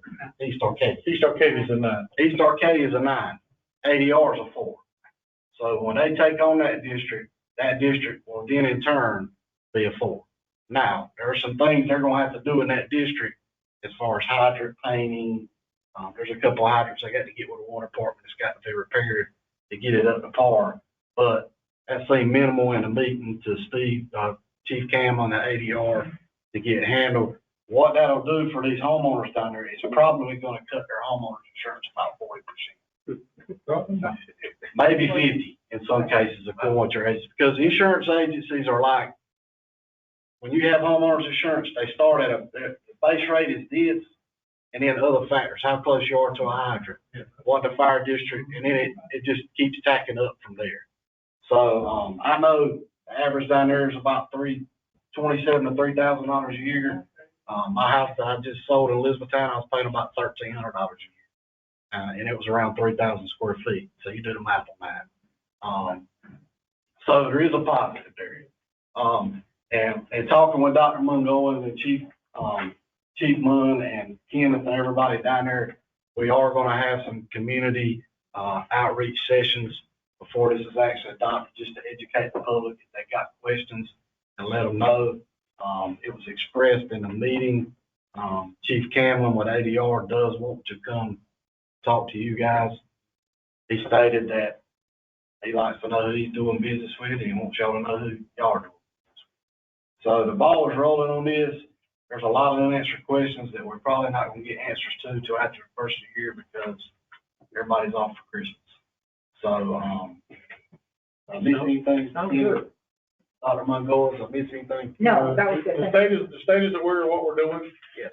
They told us if we just keep them abreast, that they would be okay with it. And we've had ADR and Buckhead in place now for over a month. We have them as mutual aid, but now they're automatic aid, they'll be called automatically. The only thing you missed was ADR doesn't want EMS in that district. They just want fire and rescue, which they've been coming as mutual aid. Buckhead wants fire and EMS on their part. Because of Jacob's Loop, you can see every one of their houses there. So that If ADR takes it over, we don't have to provide EMS. No, we do for ADR section, but Buckhead has their own EMS service. They are interested in EMS service. Yeah. Now, we got into that can of worms with them yet, but that can come after we get this fire thing. Tell me that again, real slow. So, and I can. I see. I mean, which one wants it, or what? Buckhead. But ADR don't want us to take EMS into that new district. No, ADR wants us to continue just like we're doing right now. They just want fire and recs. Buckhead wants to provide emergency medical services, fire and recs in the blue section there. So we won't be going to the blue for EMS. Well, we might, unless they call it. Not unless it's mutual aid. Yeah, but there's a lot of things on David's end that's got to be worked out with medical plans and all that. Right now, our main concern with this jam is fire with this, because we've got some things we've worked out with the state and with Chief Munn and me and myself and Kenneth and Joey filling in some gaps with East Arcade, because I'm gonna be 100% honest with you, it ain't gonna happen by January. There's too many moving parts. So they would have had to let us know back in July for us to get this. What happens in the interim? Who covers it? Who pays? ADR. Who pays? We gonna pay. So with the tax rate at 7 cents now, we cannot, y'all as a commissioners cannot raise that fire district rate down there to July 1. So there's gonna be a time frame there, and it's gonna be on the agreement. And, you know, once our attorneys review the contract we put in place and y'all approve it, we're gonna have to fill in a gap from January to July 1, paying in. With that being said, East Arcadia does have money in the bank to cover that. Right. And East Arcadia Fire Department, to their credit, has zero debt. They owe nobody any money. They got a couple of bills coming in for some boots and things they ordered. And I'm sure there's some things we'll have to work through with the attorney about bank accounts, how long it's got to stay in their name before it reverts back to the county and all that. We will have to contact our attorney. We will have to do a deed between East Arcadia Volunteer Fire Department and the building they own. That will revert back to the county, so it'll essentially be another county building. And y'all will be able to choose to do what you want to, but, you know, EMS could utilize it, or, you know, that's something, but it does revert back to the county. So keep in mind, that is another building we'll have to maintain, keep the grass mowed at, pay the light bill, insurance, all that. Can we sell all that stuff? Absolutely. We will, and I will tell you this. But did you say, ADR said they might be able to get the 4 people? So and Kenneth can probably elaborate more on this, if they can get 4 volunteers to continue and use that building, they can use it as a substation. So we would lease it back to them. How's that gonna be? You're gonna lease it back to them? We will lease it back to them. Of course, we probably wouldn't charge them anything for it, but that's, you know, that'll be a thing. Columbus County does things different than us. There's not a fire district advisory board and things like that. So there are some things that are going to be in the contract that are different than the way we operate our fire districts here. But they did tell us they provide audits every year. They give updates to their commissioners every year, every quarter if requested. They run their fire department like a business. Is exactly what they do. So there's a lot of there's fire trucks that'll be back in the county's name, air packs. I mean, it's just a matter of us going down there and doing inventory. If there's things that radios, pagers, there's things that we can clear. You know, once they're back, that's y'all's decision. If another department needs them, we can give them. There's a lot of moving parts to it. My main concern right now is to get the district protected We'll worry about the inventory and all that stuff as it rolls. That's the easy part of it. Titles to trucks and things like that. So, When you were talking about paying them from January to July 1, fire taxes are still collected at 7 cents. So we pay the difference between 7 and 12. right, exactly. Which is only $20,000. And funds are available in. Yeah, East Arcadia has enough money to cover that. How does, one question, not recognizing the distances and what, how does this affect Mr. Howell based on what he just told us a while ago with the mileage and the areas for the EMS and what hospitals as far as, Buckhead and all that? Buckhead has a response district now because they run an EMS service, if I'm not correct. So a lot of their patients go to Columbus, New Hanover. To be honest with you, it's probably gonna help. I mean, we have a truck in Kelly now, that we put down there. I thought if we had East Arcadia Fire Department at the building now, that you can move the ambulance between Kelly and. The only difference in Buckhead service and our service, they're at the advanced EMT level, and we're at the paramedic level. So which means they're intermediate service, so they're still paramedic. They can still call from mutual aid. Right, they could call. And for us to get to that district, we have to go through Columbus to get there anyway. But that's a double talk we got to have with the internet. See, they might tell us they want $20,000 to do it, it's not feasible. So, that's a discussion for another day, but if we have discussion with them and they give us a dollar amount to cover that, we think is beneficial for those citizens and us on a monetary level, and that's a recommendation we'll bring to y'all and let y'all decide. Well, I would think the first thing you need to do is see what they're gonna charge you, see what we're gonna do between January and July.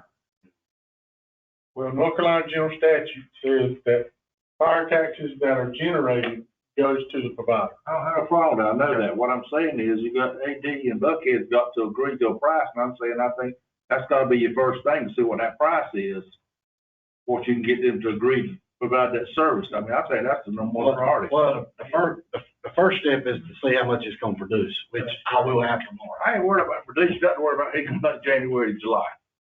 They have enough. Look, we got, that's not gonna be an issue. Yeah. Okay. I'm serious, it's not. Yeah.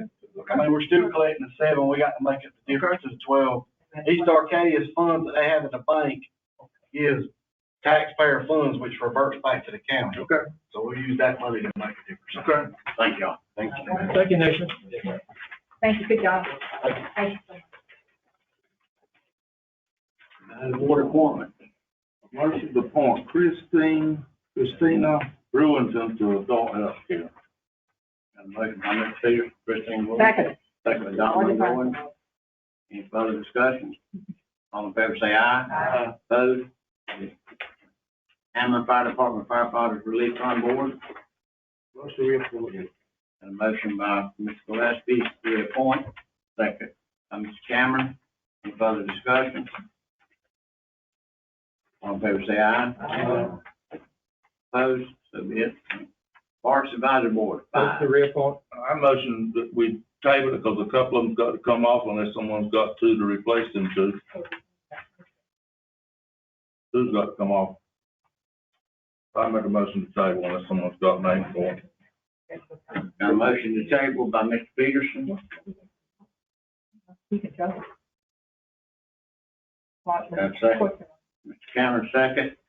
Any further discussion? Who two got to come off? Yeah, what two? You got to take John Allen off and, Allen Cemetery. That's love Miss Marie sent you. John Allen. I don't understand. We missed that note. Secretary? Albert. Okay. Okay. All in favor say aye. Opposed? Bay Tree Fire Department Firefighter Relief Fund Board, Mr. Henry Howell. Second. Henry Howell, Mr. Cameron made a motion, Mr. Peterson second. Any further discussion? All in favor say aye. Aye. Opposed? Child Fertility Prevention Team, Mr. Chairman, I'd like to reappoint Linda Brown, Dr. Ophir Goins, Mildred Beatty, and put Sharon Natal in Sandra Melvin's place. I'm not on this. Which one? Division of Aging? Yeah, you missed.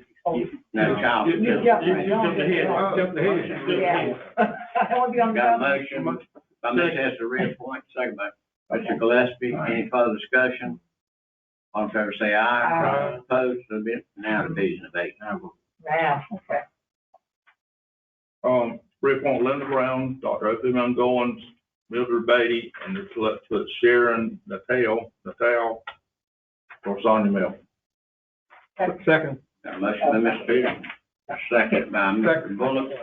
Any further discussion? All in favor say aye. You got that, Madam Clerk?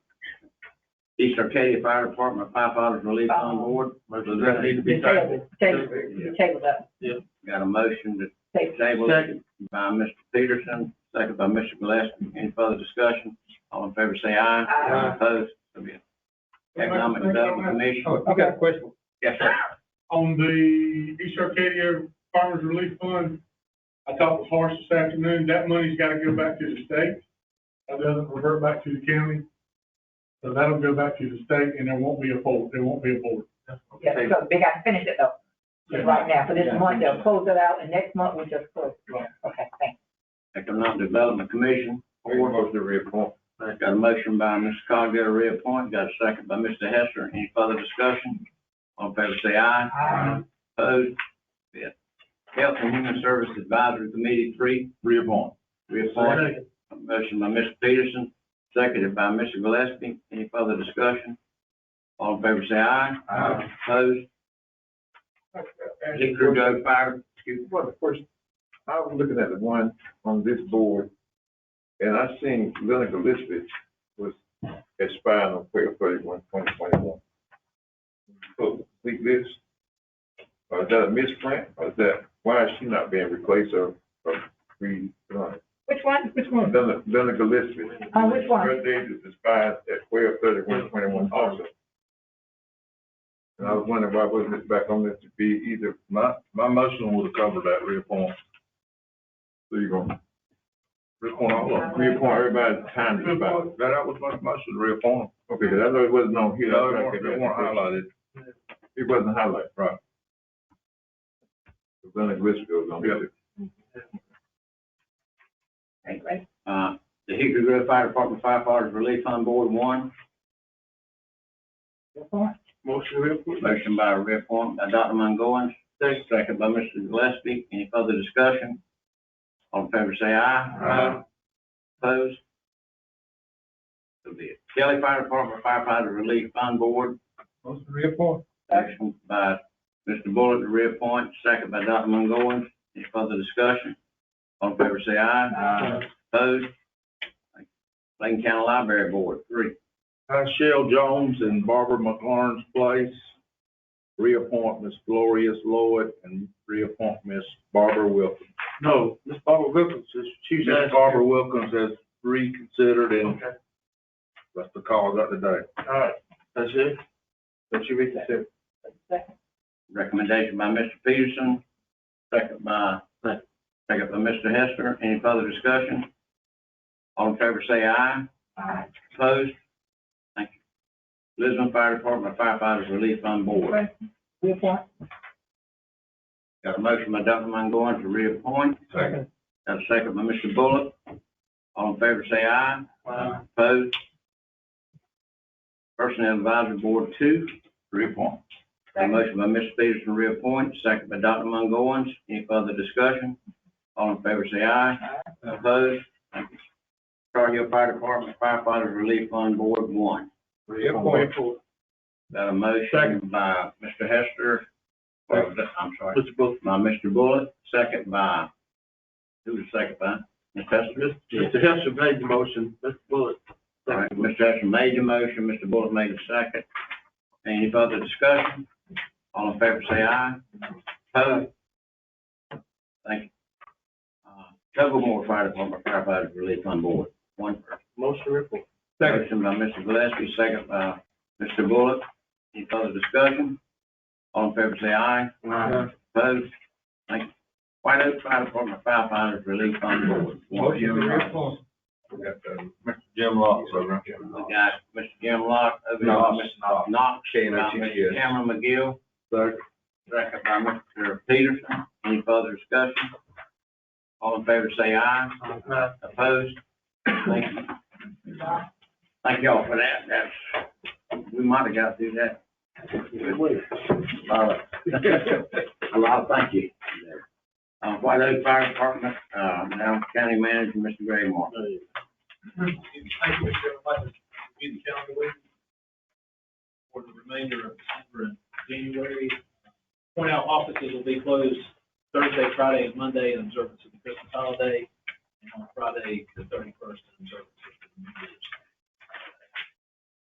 That's the question. Oh, these are federal days, we just counted that out. Yeah, well, we follow the state schedule.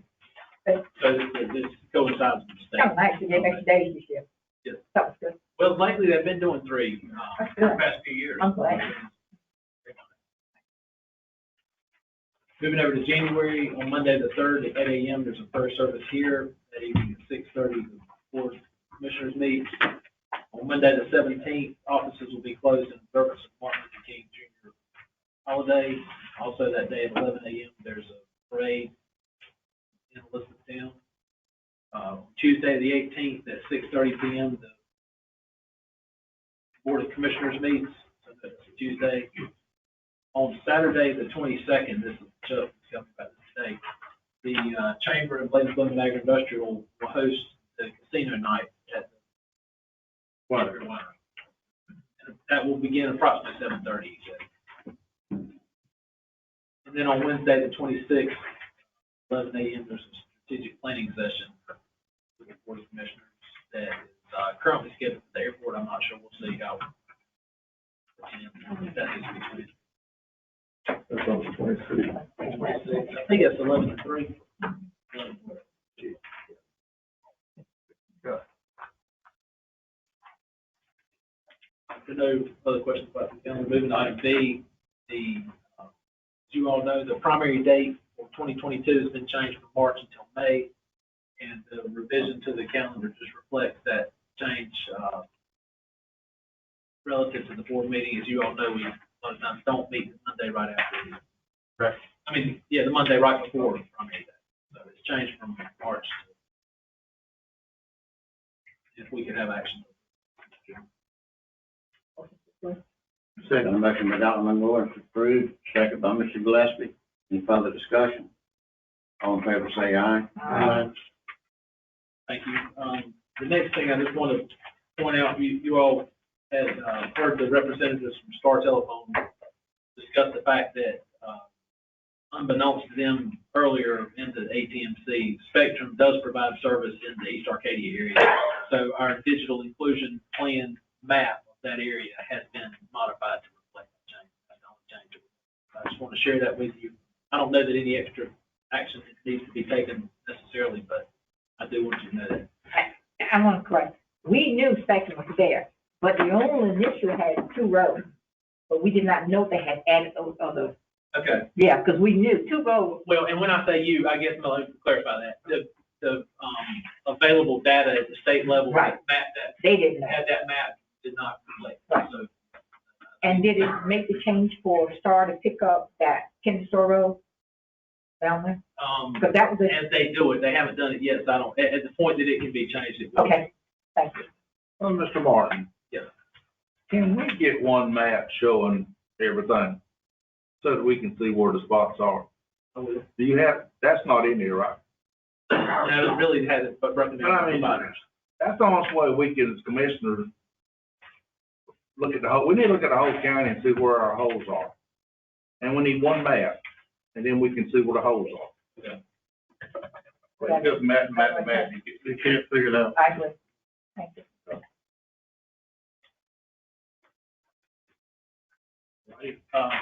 Moving to the next item. I want to update, or we want to update you on the opioid litigation process. As you all know, the board approved a memorandum of agreement that was kind of facilitated through the North Carolina Association of County Commissioners and Department of Justice. And as I understand it, it's one of the best plans of any state in North Carolina. 85% of the funds will go to the counties and the larger cities, which is tremendous. As we understand that Bladen County's portion of the funds will be approximately $2.7 million over 18 years. However, we've been told it is front-loaded, so the bulk of the money will come in the early years, which is positive. Now it's time to sign on to the federal litigation process. It's actually due at the very beginning of 2022, so time is of the essence now. However, you all may recall that Attorney Cynthia Singletary first approached the board about this matter a couple of years back, and she was working through other counsel. Mr. Johnson has been in contact with those representatives from those firms to just to be sure we're all on the same page as far as fees. We understand that we're in good shape on that. So, plan is to sign and submit that information tomorrow. Let you all know that. Well, help me out with something. They had a thing with that lawsuit that the Supreme Court, the judge overturned that ruling. Does that have any impact on this litigation? With the Purdue open situation? I'm not sure if it doesn't. I mean, I don't know exactly what. Well, they stopped it. They stopped that litigation because they were 16 states that was in agreement with this open order settlement, and they stopped it. Court stopped it. Okay, I'm not. They stopped it on the phone. They stopped it for further litigation. I'm not even sure that this has to do with. I don't know. Johnson. Yeah, that's right. I haven't heard that as listed as a concern at this point. Transportation on to do United Way. That in this market. Mr. Chairman, one other matter, I just want to bring, I think it's important. Necessitates that we mention this. You all may have heard that Friday, the Sixth Circuit Court of Appeals lifted the stay on the OSHA's vaccination or testing requirements. And from the information we read today, it appears that local governments and organizations that employ 100 or more private industry need to be making preparations. We understand that the Supreme Court likely meet at the beginning of the calendar year before the 10th. January 10th is the day that it becomes effective, but we understand that February 9th is as long as you're making a good faith effort, they won't start doing anything to you until February 9th. But, So, Mr. Martin. Yes, sir. I know you're worried about that, but I think we need to wait till we get written notification before we move forward. I seen on Facebook, I don't know if it's true or not. I think we need to do that. I don't think we need to get no hurry ordering this mandates around shops. Who is, but my question. That's just my opinion. Mr. Martin, who would be, how quick could we implement it? And then who would be responsible if we didn't implement it on time? What would be the consequence? That's the thing. Well, the fines that we, where would we be at? let me, Mr. Chairman, if I may, just kind of, before I answer that directly, just leading into it. My only thought was, for the purpose of tonight's conversation, a couple of things that we need to just be crystal clear on. Number one is that the county would agree for employees to be tested on a weekly basis rather than requiring a mandate. That would, first of all, that, and that's always been my thought and understanding. And that would definitely help to alleviate any concerns. I know Mr. McGill, discussed those in detail. Only testing unvaccinated. Certainly, yeah, a vaccinated person doesn't. Certainly, but the vaccinated and the unvaccinated can get the virus, so we better do that. I mean, I'm just trying to deal with this issue as best way I can. That would be the not trying to create issues. I guess I just. Let's end this meeting and go to home.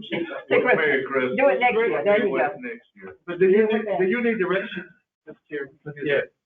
Mr. Chairman. I beg your Yeah. Do you need direction tonight so you can get started?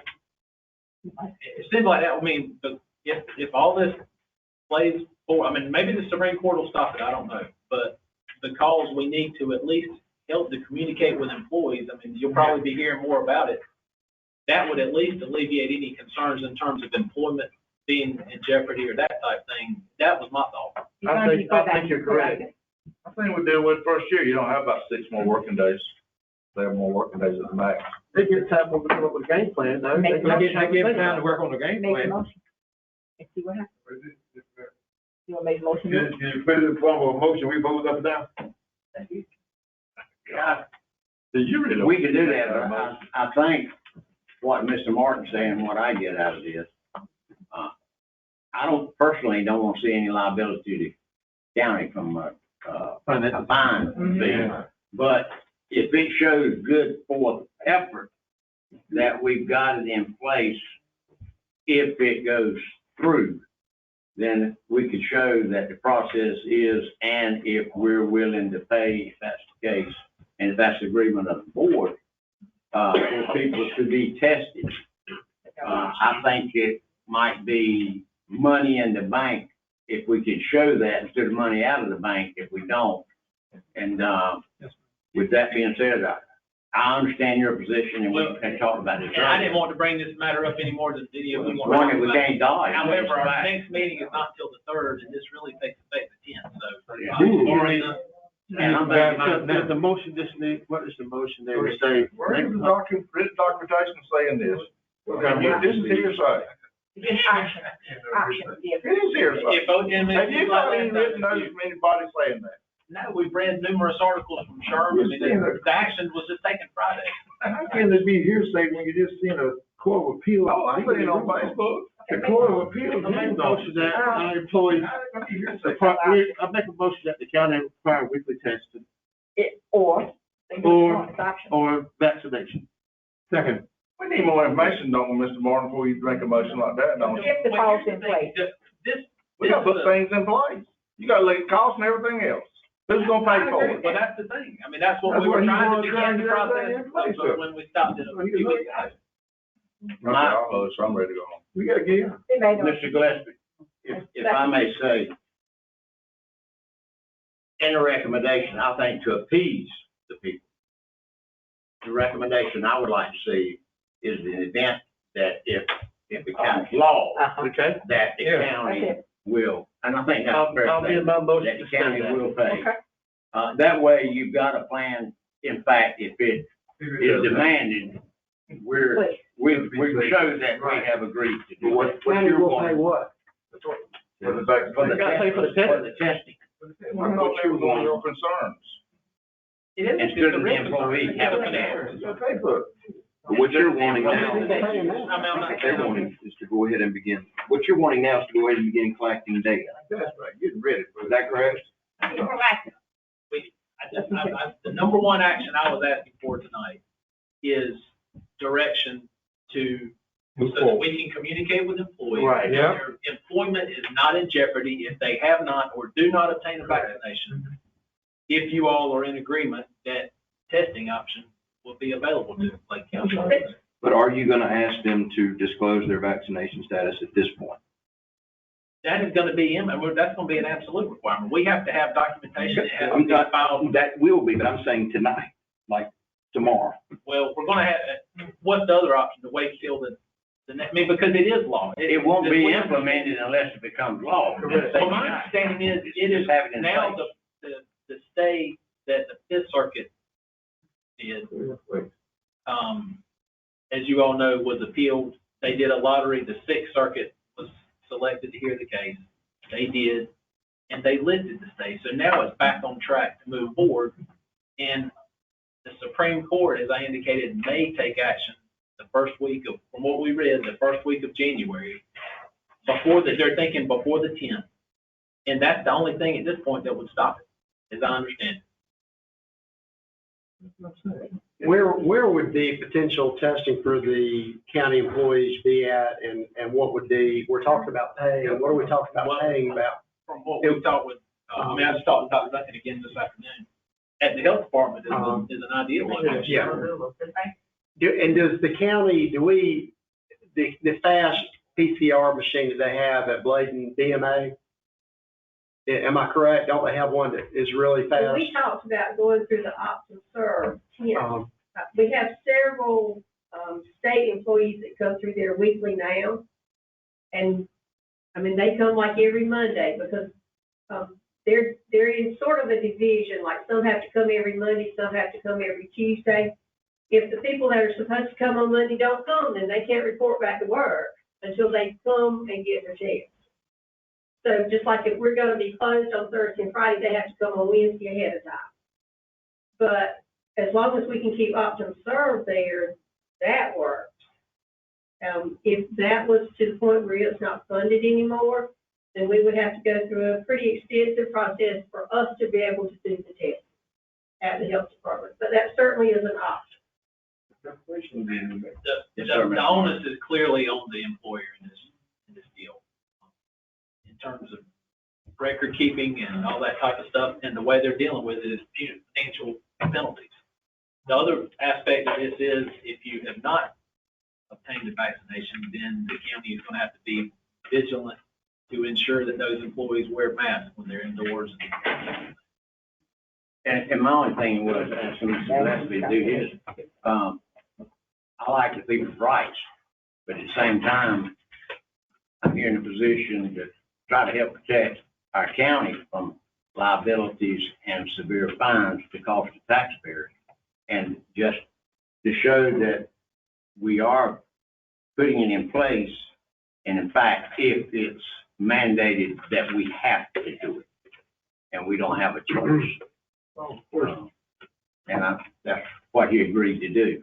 But I think we got to show that effort as county manager, and you're concerned about the financing and what it could cost the county if we are found guilty of not doing anything. And we wouldn't do anything unless we have to. But at least it's in place. That's right, correct. That's right. Let's go home. Let's go home. Well, that's what we're gonna do. Let's go home. We got a motion by Mr. Gillespie to put it in place in the event that. To put it in place, what, I mean, all I know is to See comply if they're with the requirements. vaccinated and tell them they got an option not to get vaccinated or take the. That's it. Second case. I think you're underestimating how this is gonna affect our employees.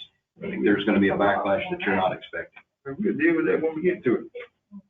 But again, let's We're trying to take the lesser of two options. we don't want to let anybody leave here ill. I'm just trying to think, I don't see where the choice is. That's what I'm saying here. I'm trying to understand that too, because in other words, we want to buck the system and say, no, let's just don't do this, because I'm wondering, so then when do you act on it? Do you act on it when the fines No, start I'm coming? saying we act on first of January is what I said. Well, We and got then the more problem is, information. I know the problem is, we're gonna be at the 11th hour. Golf question. You know, I mean, I argue with you. I know, I'm not arguing either, I'm just. Dr. We got a motion by Mr. Hester. No. Mr. Gillespie. Got a second by Mr. Bullock. You're right, Dr. Any further discussion? I think we've had. Can you clarify the motion for me? I'm sorry. There again, putting in place, if it becomes a mandated situation, that we have to comply with the state's law, that the person has to be, or federal law, that the person has to be tested. And if they're not, because of what Mr. Martin's saying, more than 100 employees, and we fall in that category, then we face serious fines. And that the county is willing to accept the expense, if any is incurred, to keep our employee, no additional expense out of their pocket, if this becomes a mandatory situation on the Fed. That's it. That way we've got it, and Mr. Martin's concerned about the time frame. And I have to respect him as the county manager to know that he can get it all in place. All in favor, say aye. Right hand. Opposed? Thank y'all. Thank you. Thank you. All right, individual delegation wish to address the commissioner. Matter of interest, commissioner, I'd like to say a couple things, if you don't mind, when we get out of here. I'd like to thank everybody and wish everybody a very prosperous New Year and a very good Christmas. And I also want us to look at where you live and reside. We've got new businesses in Bladenboro, new businesses in Elizabethtown, and there may be some others that I'm not aware of. It's good for the county and our tax base to consider those folks. We had a very good year. The people that I have talked to and, take that in consideration and support the people in our county. And if I sound tongue twisted, I am tongue twisted. 3 hours a night of sleep for about a week, trying to be Santa Claus to everybody, and, but I appreciate you working with me and understand. Merry Christmas. Everybody gets ready. Motion to adjourn. Second. Merry Christmas. All right, Mike. We got to sign the We got paper, to y'all. sign. Got to sign the paper. I can't put my knee hurt on it.